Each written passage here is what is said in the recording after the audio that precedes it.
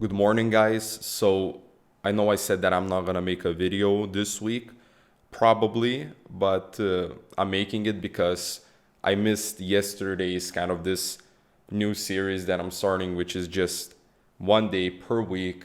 I said on Sundays, but today is Monday.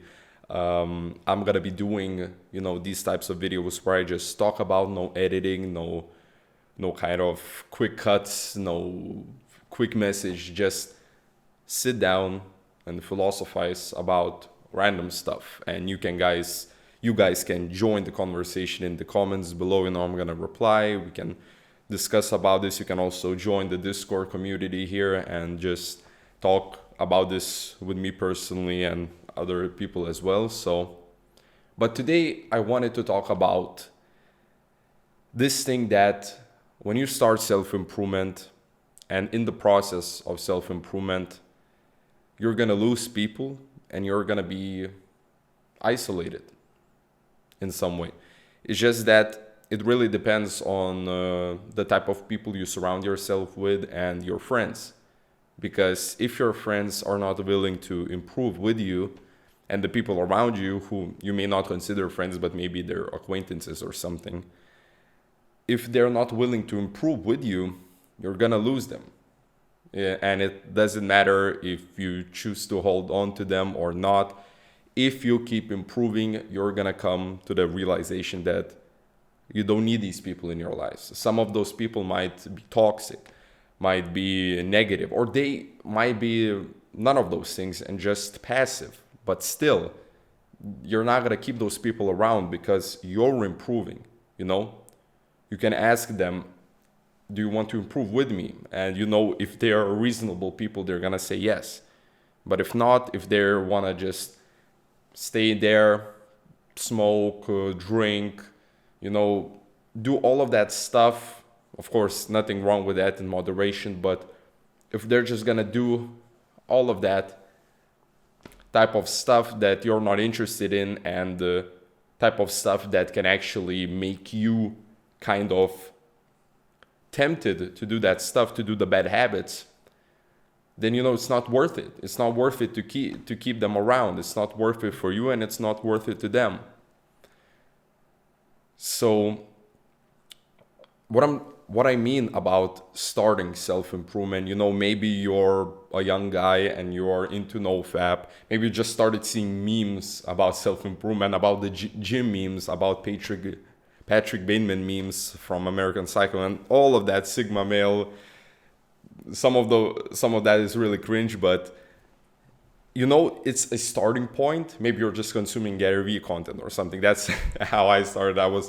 I remember getting really motivated like about 3 years ago listening to Gary Vee motivational speeches. But besides that, if we're talking about any kind of improvement,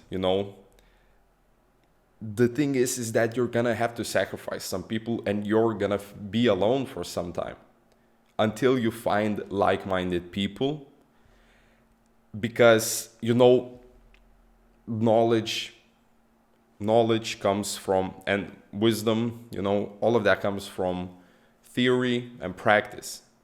And let's say you learn about this self-improvement practice and then you implement that in your life. That's the real improvement, and you improve. And so you kind of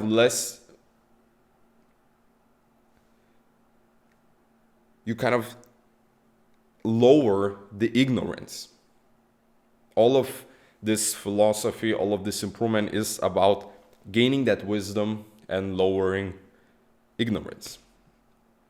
And a lot of people nowadays live in ignorance, Now, I'm not here sitting and just claiming that I know the truth, but there's a difference between when you start to do something that actually improves your life and gives you some kind of information and some kind of practical thing that is based on something, with the comparison of just living your life the same way all the time and not improving and not knowing the reason for your behavior and just claiming that, oh, that's good. There's a difference. There's a difference because on one hand you have some wisdom and on the other you have nothing. You have nothing based on. And the more you get into improvement, the more you're gonna rise above the crowd, above people who don't think about life in that way. Now it's a difference. I'm not saying that you or me are gonna be above other people. It's just in that way, when you start to improve, when you actually improve, it's just, it's nature. You in fact are above those people at some level. We're not talking about humanity and your worth automatically as a human, like just as a human from a philosophical sense, you are above. No.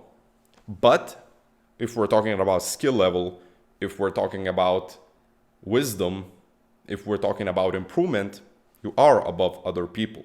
And once you're above other people, once you know certain things, certain answers, or at least something a bit more than that ignorance, you're gonna get isolated because those people are not gonna accept you. The crowd will not accept you, the same way. When I started getting into self-improvement, I stopped drinking, I stopped smoking. Well, I didn't smoke at that point, but I stopped drinking.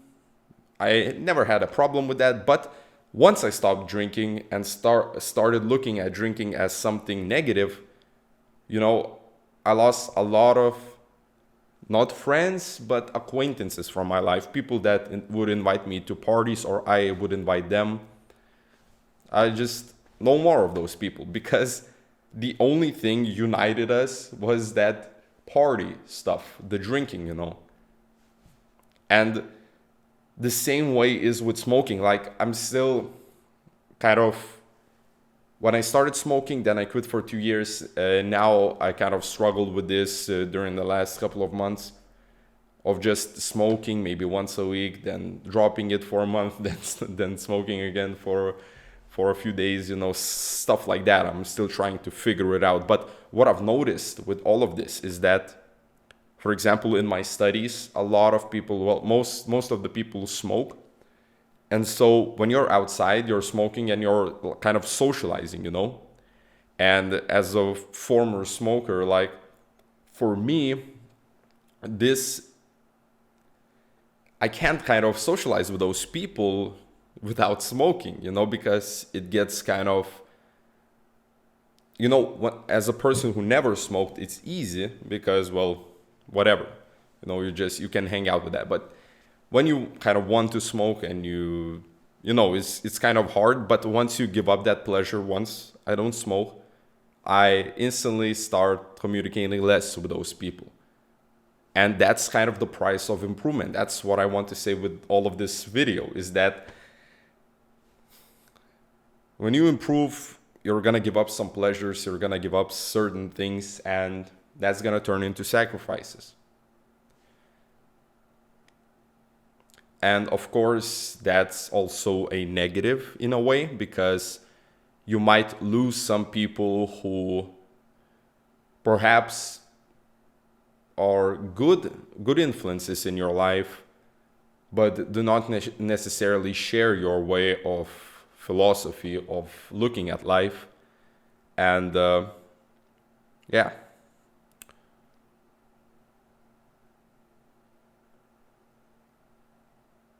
You just gotta know that it's worth it in the end. Because when people are out there partying, when people are out there smoking, getting into pleasures, of course, you also can moderately go into those pleasures. And of course, all of us are human, and there's gonna come a time when you relapse on some of the pleasures, or you can indulge in more pleasures than you want to. Believe me, I do a lot of that. But you have to understand that you chose meaning. Like, you started walking this path, and it's not gonna be easy to get off of it, because no matter how you would want to go out of this and choose the easy path, once you know this, kind of going through the hard path, but discovering meaning, discovering that improvement, discovering how good it feels to just sacrifice and put in the work and put it and get that pain, but you get meaning out of it. Once you know how that feels, you can never go back to living this easy life, living this ignorant life, living this illusion, you know. And yeah, I just wanted to get this video out as a encouragement to you who is on his self-improvement journey, and perhaps not his friends don't agree with you, you know, or just the surrounding people don't agree. Just, you know, keep improving, keep learning, keep going forward, you know. I think all of this is gonna pay back one day for you. So that's the message with this video. Thank you for watching. And remember, meaning is always above pleasures.